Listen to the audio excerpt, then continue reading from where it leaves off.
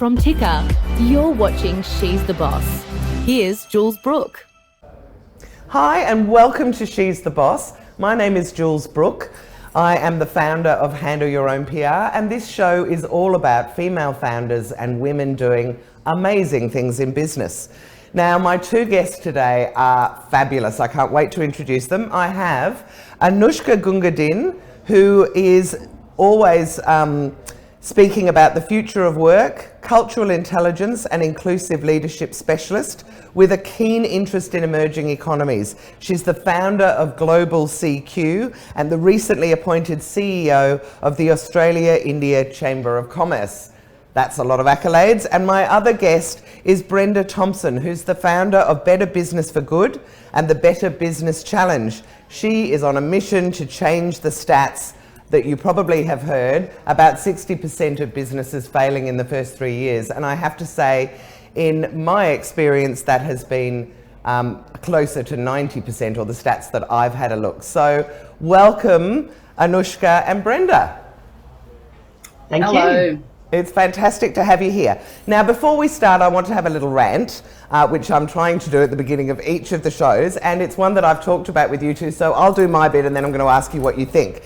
What I want to talk about today is defining your purpose. And your purpose is what it is that you're doing that makes any difference to people, that matters. So you really need to be able to understand how to be able to tell people why you have created your business in the first place. Your purpose is what drives you. It's how you're going to make a difference. And if you're clear with your purpose, then it's easier for you to define your products and services and how you intend to grow. And I think it is a really, really important part of structuring a business. In fact, during this COVID lockdown part 2, I've come up with a great business idea and I was scribbling away with my own purpose last night.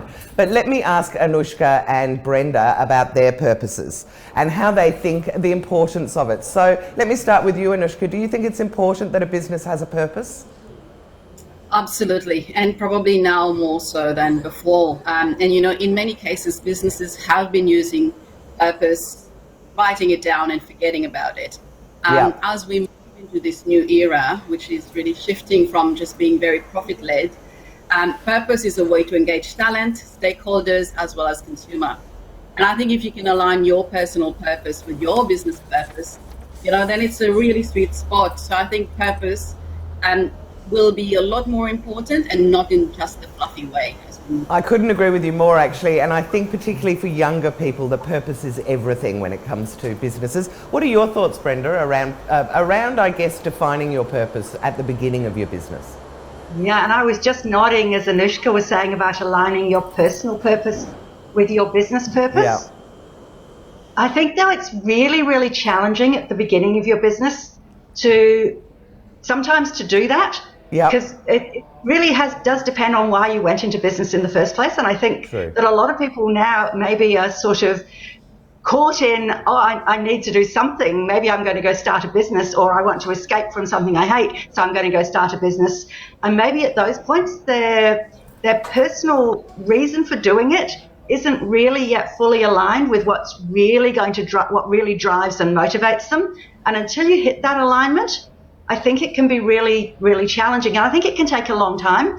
One of the things that I think can help is, rather than necessarily focusing on that why and then why and then why that we get told to do, is actually pull back to your values and what really drives you as a person in terms of what behavior you love and what behavior you don't love. So I put values first. Yeah, no, that's very interesting. And I think values and purpose are also very closely aligned themselves. So it may be a different name for the same thing, or slight variation. But anyway, listen, it's all about you two. So let me ask you the question that I ask everyone, which is, and we'll start with you, Anoushka, can you tell us what it is that you do and why? Nice small question for you. Small question. Well, at this point in my career, having worked for the last 20 years across different industries and very lucky in different countries as well, I have and continue to build a bit of a portfolio career whereby I can get a bit of my purpose and passion in different things I do. So right now I am working as the CEO of the Australia-India Chamber of Commerce, and I've been involved. Recently appointed the CEO, I noticed. Well, I've been there for 12 months. What has changed is in the last month, we got the seal of approval to become the Chamber of Commerce. So we started I see, because I saw the LinkedIn post. I didn't quite grasp it, but congratulations. And I know that Australia and India are trying to get more closely together, maybe on the back of what's been happening with the pandemic. So, you're going to have a very pivotal role. It is. And, part of a group of business people getting together and looking at the relationship 12 months ago was to see that we realized there is a gap. Yeah. And we need to drive this economic relationship, knowing that India at the moment is the youngest country in the world. Where is talent going to come out of? So these opportunities. So the chamber. It's definitely one of my favourite countries as well. But that's not all you do. Tell us what Global CQ is. So I founded Global CQ just over 2 years ago, and that's after really recognizing the shift in the world. The economic powers are moving to the east, looking at highly globalized economies, looking at more diverse talent and a diverse marketplace. Right. And as in business, how do we tap and engage and get a bit of that massive opportunity? So that's where I founded Global CQ. Yeah. CQ stands for Cultural Intelligence. And cultural intelligence is a tool for leaders and everyone basically to engage, understand, realize the potential of the rising multicultural economies. And is CQ kind of when we talk about cultural intelligence, is that understanding how certain words are inappropriate in some countries, certain behaviours are inappropriate? Is that what it's about? It's more than that. So we all know about IQ, EQ. Yeah. So CQ really picks on where EQ probably stops, is looking at people who are different to us, and understanding how to engage and how to navigate those landscapes. And of course there are do's and don'ts, and what you mentioned is part of that, but it is beyond that. It is being able to navigate multicultural, multinational landscapes. Which is so important now. I mean, the one thing that the pandemic has brought for all of us is that we're all online, and online doesn't mean you can just get to everywhere in Australia. It means your market is now global, and you need to benefit from that as much as you can if you've got a business at the moment that in any way can deliver things to people overseas. And certainly I'm in chats with somebody in India at the moment about running some of my PR courses over there. But anyway, thank you very much, and you are such a great person to have on the show. Now, on to you, Brenda. Tell us what it is that you do with the Better, what is it called? The Better Business for Good. Yeah, the Better Business for Good company. Going back to those stats that you mentioned at the very beginning, and it's closer to 90% over 10 years. 10 years. And having spent 15 years in small business and been somewhat of a high five. Professional networker, I've seen a lot of businesses struggle and fail. Yeah. And about 4 years ago, I was looking at those numbers again and going, why? And I have a psych degree and I love a little bit of research. Yep. So I thought, let's actually see if we can figure out what's going on here. And as part of my relatively extensive network, I have a lot of business specialist experts. So I asked a number of those experts around every aspect of running a small business, what were the things they saw successful businesses do that less successful businesses weren't doing as much or as well. Yeah. And we came up in effect with 272 things. Wow, all different touch points that planning, HR, financial management. And we put those 272 things together into 39 checklists. Yep. And then we actually asked 100 small business owners, all of whom had been in business for at least a year. Yep. And their turnovers varied from your sort of $250,000 right up to about 20 million, I think. Yeah. And some had staff and some didn't, and across all different industries. So it was a very random selection, not really good research yet, but we'll get to that. But we asked them, and it was a pretty significant survey form they had to fill in with 272 items. Yeah. And then I just asked them one last question, how profitable their business was on a scale of 1 to 5. 1 being, I probably won't be in business next year, through to 5 being, I'm highly profitable. And then I got out my little statistical analysis tools Yes. and found a really, really interesting relationship. Right. Because what we found was that basically of those 100, every single one who scored less than 30% was losing money. Right. So they hadn't Everybody been who doing scored the things they needed to do. Yeah. Then in the 50% mark, it was a bit of a muddle. Right. Then once we got to 50%, everybody was at least breaking even. And when we hit 80%, they were all making money. Okay. And so I know. So, and I've had people, and so we turned it into this really cool, funky online tool where you just literally, you click on tiles and up pops the checklist and you score yourself on the checklist and the tile changes color. Right. So you can score yourself. And so like red means this is a bit of a disaster, you need to do something about it. And blue means superstar, you're scoring 100% on that tile. Right.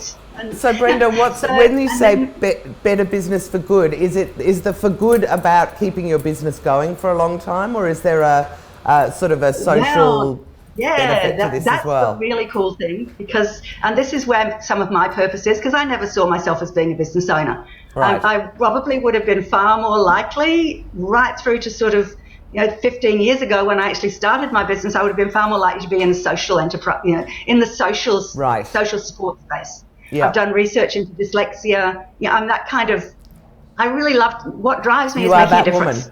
Yes. I am that woman. So we decided to make the Better Business for Good company a social enterprise. Right. So how does that work? I really love the connection between, I believe in teaching somebody to fish, not giving them fish. So I'm very passionate about microfinance and supporting women in third world countries to start their own businesses. Right. So that's the connection. So the Business for Good is two things. It's helping businesses in Australia, and I hope eventually around the world, to stay in business for a long time and be profitable and sustainable and saleable. Yep. And by doing that, 100% of the profits go to funding microloans. And we're splitting that two ways. 50% will go to microloans in developing countries, and 50% we want to send to just helping support Indigenous businesses in Australia. Fantastic. So what a great initiative. Meaning on for good. And I also think that microloans can make such a difference to people, and that people shouldn't dismiss them. I mean, I know that I, for a while, was working with a charity, was donating to a charity called Kiva, which does similar things where you put out $25 that can make a massive difference to someone. They tell you what they're going to do with it, and they pay you back, and then you reinvest it in someone else. So I'm 100 million% behind supporting those kind of people, and also Indigenous Australians. So that's a really lovely initiative. Thank you. Okay, so my next question, and I'll go back to you, Anoushka, is along the way, have you had some experiences that you've learned from that you could maybe share with us? Before I go there, Brenda, we need to chat about microloans. Do. Tell us more. Tell us more. I sit on a fintech company, a group of company, and we have a nano bank in 13 countries in Africa. Okay. And very much around sustaining and supporting women in business. So let's do that. Absolutely. And coming back to, Jules, you mean over my whole career? Well, yeah, so I was just going to say, over your entrepreneurial journey, based on the fact that we have a lot of women watching that are either running their own business or thinking about it, one of the things that I like to talk about is what we have learned along the way, often not from our successes, from our challenges, but they do teach you something. And I just wondered if you had any tips or experiences that you'd like to share with some of the women watching that might inspire them or help them avoiding making their own mistakes. Oh, absolutely. So this is my third venture. I started when I was mid-20s. I was working full-time. Right. And I decided I'm going to run a large conference on trade, beauty, health and beauty. Oh my God, I love you. Fancy thinking of that when you're in your mid-20s. That's brilliant. And I was living, I was in Mauritius at the time, and I decided, let's do this, but let's do it for the region. You know what?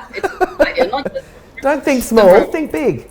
No, never did anything around conferences, no experience in events. none of that. Don't know anything about business other than maybe what I've learned, along the way from my dad.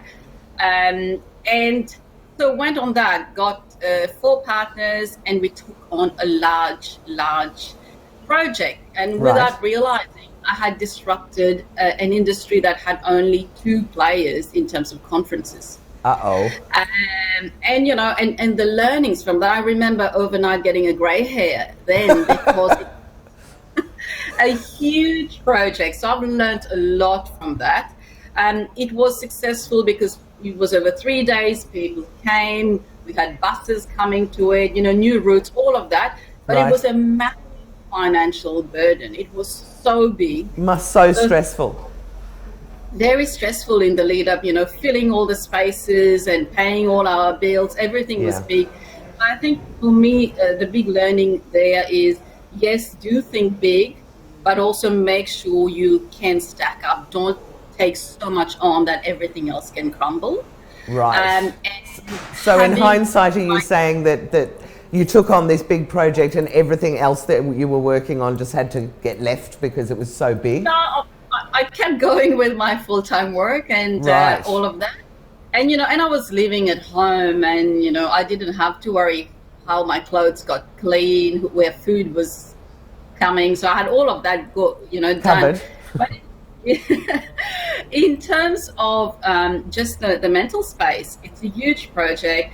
So I think, maybe for me, if I were to do this again, I would make sure I've got someone with very, very strong finance background sitting next to me who can manage that. Well, that's actually fantastic. Yeah, that's fantastic advice for everyone. Really, you need to know your numbers. A finance partner and a digital partner would be the 2 that I would say are brilliant, and that they're the ones that you really need to look for if you are creative and you know your stuff. Because a lot of women start their businesses and they don't think about running the business. They just think they can see the gap. They're very good at whatever it is they do, and they forget about all that peripheral stuff because it's all well and good to come up with the idea for something, but actually implementing it can be hell, as it obviously was for you in that instance. But great learning. It was a big success on one hand, but in the back end, it was a lot of work and a lot of stress. So I would say, find the right people around you and also be realistic. But at the same time, don't stop, go. No, that's it. Have big dreams, but just maybe get people that are experienced to have that journey with you would also have helped. And Brenda, what about you? You've had I think I met you through a networking group that you were running about, if I was to guess, I'd say 7 or 8 years ago. And then I kind of lost touch with you. So in your entrepreneurial journey, have there been some learnings that you could share as well? Oh, so many. I know. I love this question. I know the answer is going to be yes. Yeah. What you were both just talking about, though, is probably, well, I'd actually written some down, and that was the first one, is surround yourself by people who have the strengths that you don't. Yeah. Great advice. I have a bit of a tendency to not being very good at asking for help. Yeah. And you need to be able to ask for help. And in a team environment, there are people with lots of different strengths. And when you're running a business by yourself, you tend to not have those. You tend to not have those things, and you really you need those. Yeah, because it's very, very difficult to do to try and do the things you're not good at.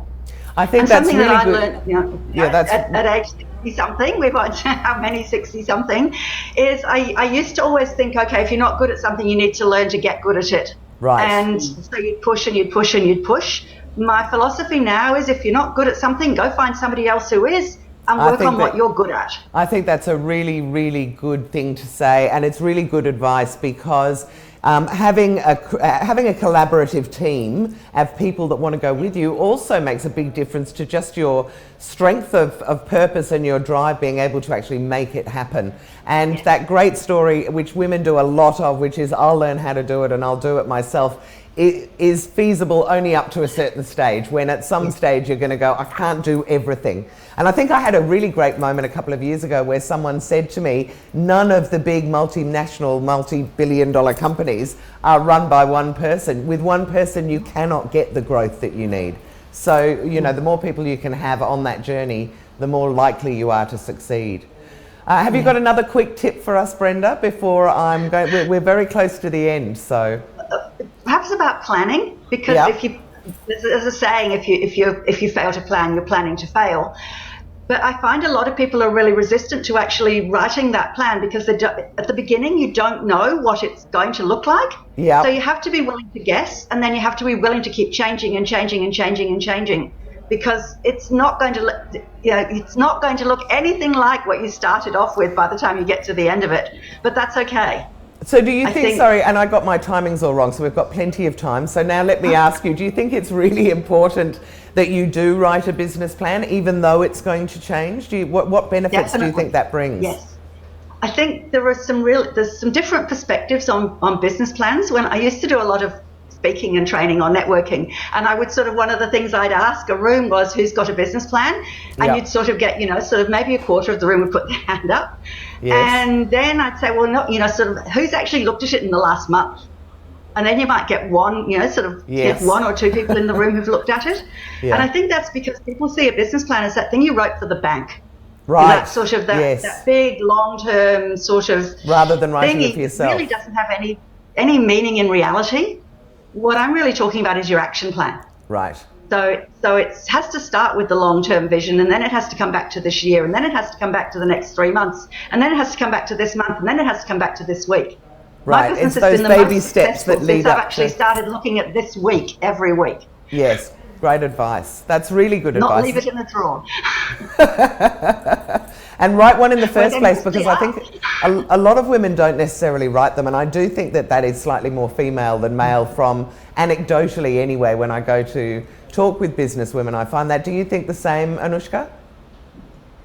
I'm not a big fan of sitting down and writing massive plans. Okay. But I do have a one-pager, a strategic plan, and I definitely have an execution plan, and that is something I look at every week.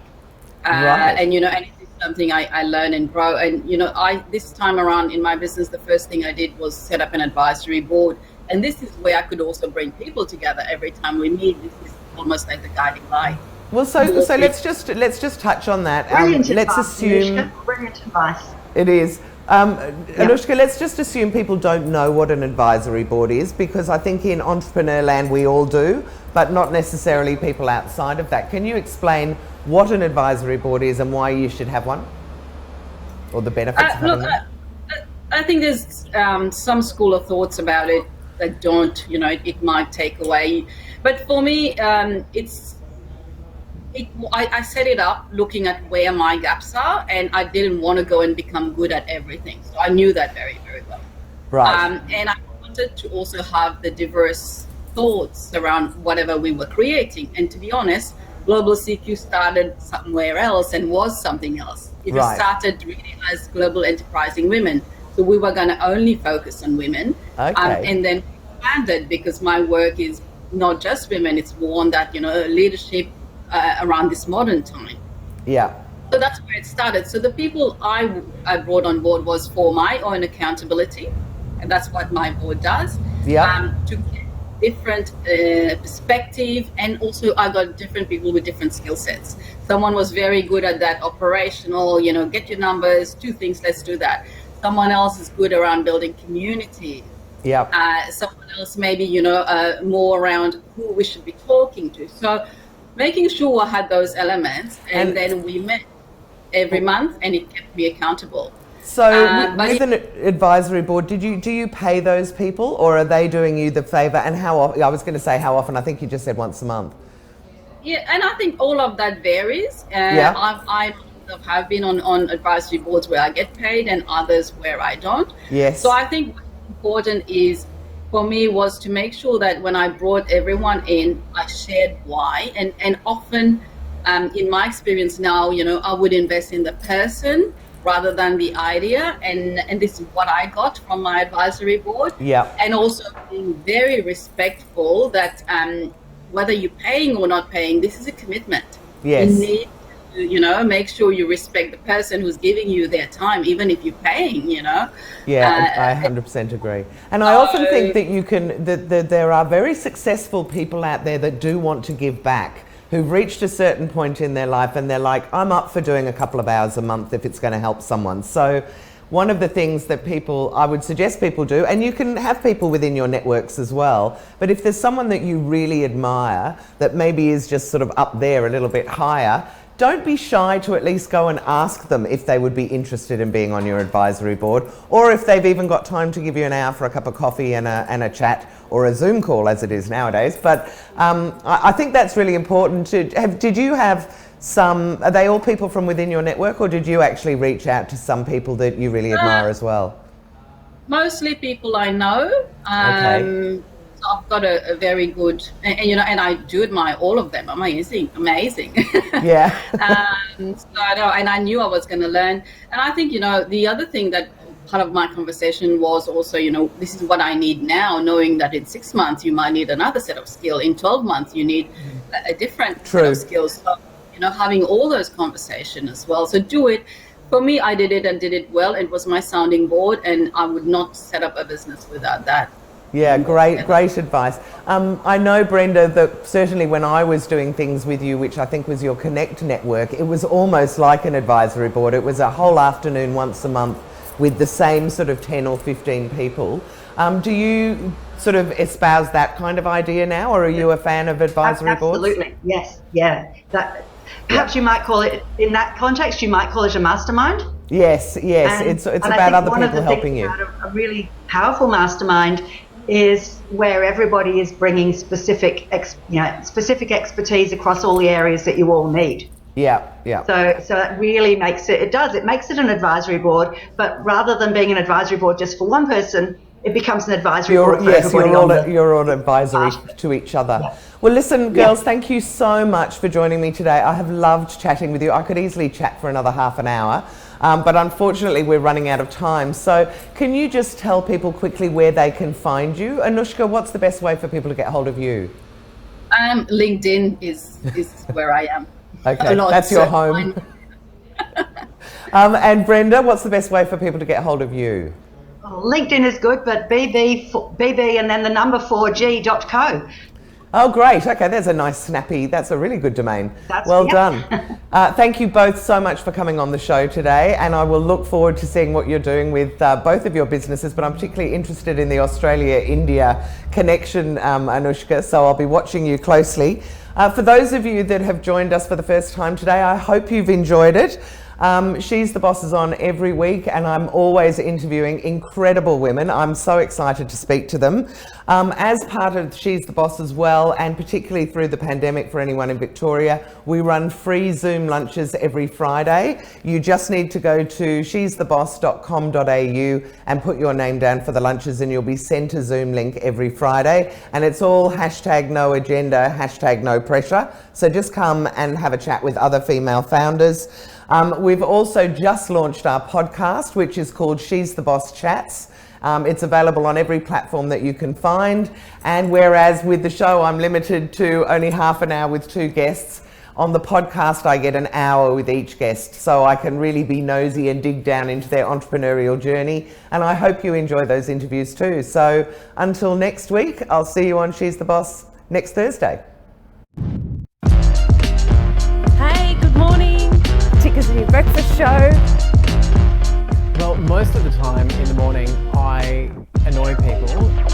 I think Ben is so fabulous. He is wild, he is warm, he is witty. The first time I met Alana, I realised I wanted to have a drink with her. You never know what's going to come out of his mouth. Kick off your morning with Ticker Jumpstart. We are playing in uncharted territory. This preparation takes me all night. It doesn't matter how long I take, because Ben will always take longer. Ticker Jumpstart with Benjamin Norris and Alana McLean. You're going to get some different stuff with us, and we're going to be unapologetic for it. You do realise it's the morning, so you don't need to be the human coffee. There are now more ways to watch Ticker. Download our apps for Apple and Android devices. We're live on Twitter and YouTube Live. And you can catch us on Amazon Alexa and Google Home. Head to the Ticker website for more. Introducing Ticker Sport. Mate, how exciting is it to kick off Ticker Sport? Mate, I'm as pumped as you, which is pretty pumped. We're here to talk sport, business, there's a market, there's a niche. It's David Davidovich and Adrian Franklin tackling the biggest issues. Mate, we're talking sport, but we're talking business as well. And as you know, right now, there is no more important time. The world has changed and we are here to react. Where nothing's off limits. This is unprecedented. We've never seen sport ground to a halt like it has. Sport's heading in a complete